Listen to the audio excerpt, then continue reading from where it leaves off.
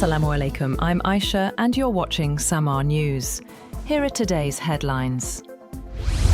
US President Donald Trump has warned NATO allies of a very bad future if they do not help reopen the Strait of Hormuz, while also suggesting he could delay a planned summit with Chinese President Xi Jinping. In comments published by the Financial Times, Trump said countries benefiting from the Strait of Hormuz should help secure it. He argued that nations relying on the route for energy imports have a responsibility to ensure nothing bad happens there. Trump singled out China, saying Beijing should help because it gets 90% of its oil from the strait. He added that he would prefer to know China's position before making the planned visit, referring to his expected trip to meet Xi in Beijing later this month.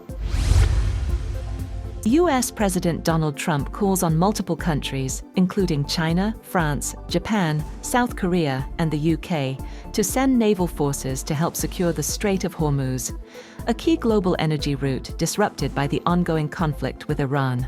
Trump claimed US actions had destroyed Iran's military capability, but Tehran rejected the assertion, saying the strait is only closed to enemy vessels. 2 Indian tankers and a Turkish ship were allowed passage, while others await clearance. The disruption threatens global energy supplies and food security, as liquefied natural gas shipped through the strait is used in nitrogen-based fertilizers. Trump warned further strikes could target Iran's Karg Island oil hub if necessary.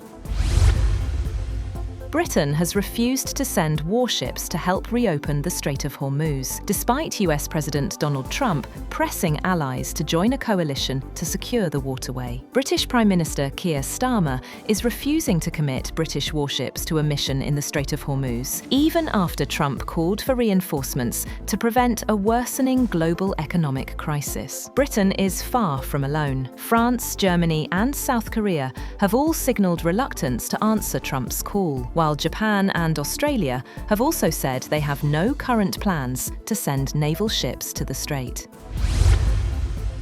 A drone attack near Dubai International Airport has triggered a fire, forcing authorities to temporarily suspend flights at one of the world's busiest aviation hubs. Officials said the blaze was quickly contained and no injuries were reported. Dubai authorities confirmed that a drone incident near Dubai International Airport caused a fire after one of the airport's fuel tanks was struck. Following the incident, the Dubai Civil Aviation Authority temporarily suspended flights at Dubai International Airport to ensure the safety of passengers and airport staff. Iranian authorities say dozens of people have been arrested on suspicion of sharing sensitive information with Israel. Local media reports that the arrests were made in several areas across the country as Israeli and US strikes continue against Iranian targets. In northwestern Iran alone, 20 individuals were detained for allegedly sending location details of military and security assets to Israel. Iran's Revolutionary Guards say they have used the Sejil missile for the first time in the current conflict with the United States and Israel. The IRGC says the strike was part of the latest wave of attacks targeting Israeli military and defense infrastructure. Iran says several missiles, including Khaybar Shekan, Gadra, and Imad, were also launched. Meanwhile, Israel deployed police and emergency crews across Tel Aviv after Iranian missiles struck the city. Israel's foreign minister has denied reports that the country is preparing to hold direct talks with Lebanon. He also rejected claims that Israel had informed the United States it was running critically low on ballistic missile interceptors. The comments come after media reports suggested possible negotiations with Lebanon and concerns about Israel's missile defense stockpiles.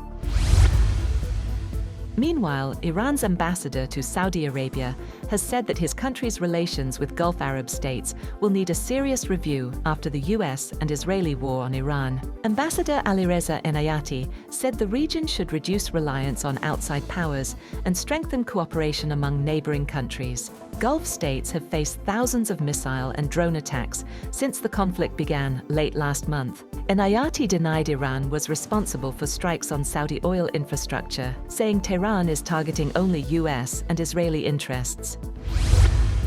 That's all for now. For more updates, visit www.samaa.tv. Thank you for watching Samaa News.